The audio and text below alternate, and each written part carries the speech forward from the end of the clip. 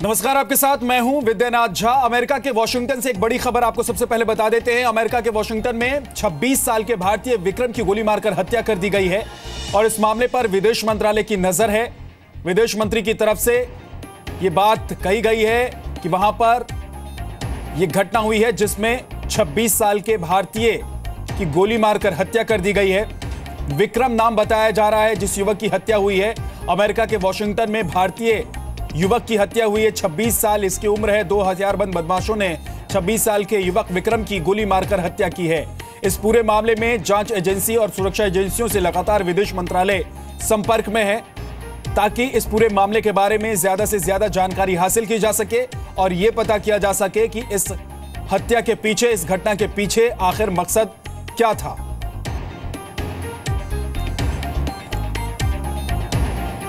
तो अमेरिका से यह बड़ी खबर, एक भारतीय युवक की वॉशिंगटन में गोली मारकर हत्या कर दी गई है। 26 साल इस युवक की उम्र बताई जा रही है। नाम विक्रम जरियाल है। गोली लगने से विक्रम की हत्या हुई है। विदेश मंत्रालय की तरफ से यह जानकारी दी गई है और साथ ही कहा गया है कि विदेश मंत्रालय इस पूरे मामले पर नजर बनाए हुए है। सुरक्षा एजेंसियों से भी इस मामले में बातचीत हो रही है विदेश मंत्रालय की। 2 नकाबपोश बदमाशों ने गोली मारी है ऐसा कहा जा रहा है और यह तस्वीर भी कुछ वहां की सीसीटीवी फुटेज सामने आई है जिसमें आप देख सकते हैं यह वो युवक है जिसको गोली मारी गई है। 26 साल इसकी उम्र है। भारतीय युवक जिसकी गोली मारकर हत्या की गई है।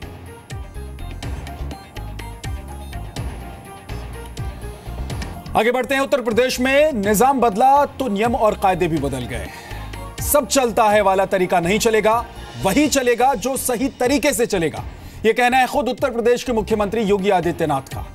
सिर्फ अपने शब्दों से ही नहीं बल्कि एक्शन से भी योगी आदित्यनाथ यह साबित करने में जुटे हैं कि वो उत्तर प्रदेश को उत्तम प्रदेश बना देंगे।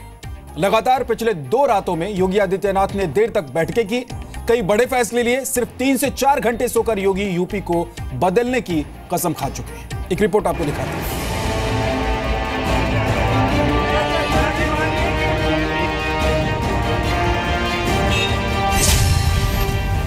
जब देश सो रहा होता है तब भी योगी आदित्यनाथ काम करते हैं।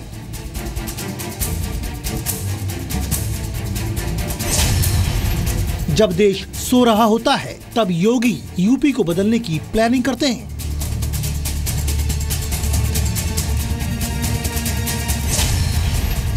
जब देश सो रहा होता है तब योगी मंत्रियों के साथ बैठक करते हैं। ये तस्वीरें कल रात की हैं। जगह लखनऊ में सीएम का दफ्तर। वक्त करीब 12 से 1 के बीच का होगा। योगी देर रात तक मंत्रियों और अधिकारियों के साथ बैठक करते रहे।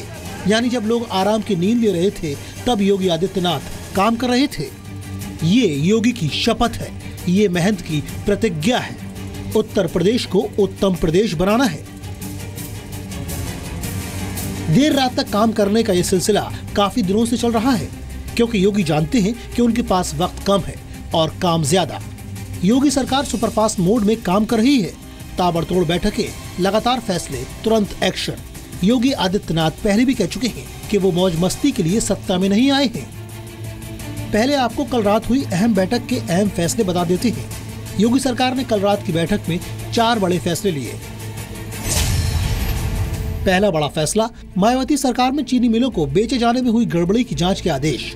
मामला 2011 का है। तब सीएजी ने चीनी मिलों को बेचने के लिए 1100 करोड़ के घाटे की बात कही थी। योगी सरकार ने 2 टूक कहा है कि अगर जरूरत पड़े तो घोटाले की सीबीआई जांच भी कराई जा सकती है। जो बंद चीनी मिलें थी और जो चालू चीनी मिलें थी जो बेची गयी, उन सबकी गहरी जांच होगी और आवश्यकता पड़ने पर वह जांच सीबीआई को भी सौंपी जा सकती है क्योंकि सीएजी ने भी 1100 करोड़ के घोटाले का अनुमान उन बेची गई चलती हुई चीनी मिलों में और बंद पड़ी चीनी मिलों में अनुमान लगाया था। तो माननीय मुख्यमंत्री जी ने सख्त आदेश दिए हैं कि इसकी व्यापक रूप से जांच होगी और जो दोषी लोग हैं उनके खिलाफ कठोर कार्रवाई होगी। दूसरा बड़ा फैसला, चीनी मिलों को गन्ना किसानों को बाकायदा भुगतान 23 अप्रैल तक करना होगा। यानी कर्ज माफी के बाद किसानों को एक और बड़ी राहत।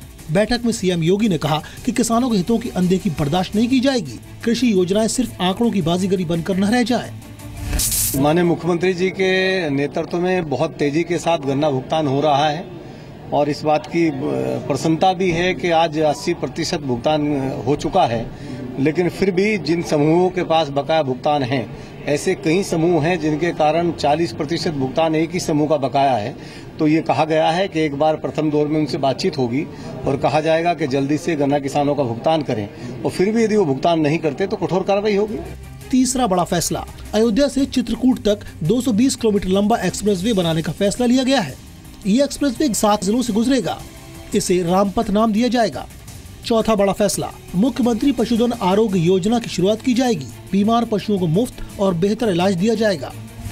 उत्तर प्रदेश में मुख्यमंत्री पशुधन आरोग्य पूर्ण निःशुल्क योजना हम लोग लेकर के आ रहे हैं। अब आने वाले समय में पशुओं के लिए चाहे कितने भी महंगे एंटीबायोटिक हों, कितनी भी दवाई हो, जब तक पशु ठीक नहीं हो जाएगा, सरकार की तरफ से दवाइयाँ पूरी तरह निःशुल्क योजना होगी। कल रात हुई इस बैठक में कृषि विभाग, परिवहन और सड़क और पशुपालन विभाग ने प्रेजेंटेशन दिए। ये पहला मौका नहीं था जब योगी सरकार ने देर रात ताबड़तोड़ फैसले लिए। इससे पहले गुरुवार को भी बिजली को लेकर योगी आदित्यनाथ की सरकार ने बड़े फैसले लिए थे। यूपी को 24 घंटे बिजली देने का एक्शन प्लान तैयार किया गया था। ऊर्जा विभाग के सभी अधिकारियों को ये आदेश भी जारी हुए हैं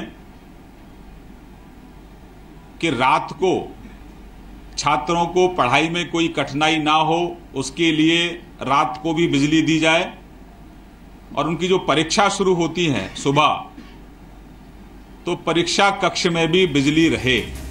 19 मार्च को शपथ देने के साथ ही योगी सरकार एक्शन में आ गई थी। बूचड़खानों पर कार्रवाई से लेकर किसानों की कर्ज माफी और एंटी रोमियो स्क्वाड बनाने जैसे फैसले सरकार में आते ही ले लिए गए हैं।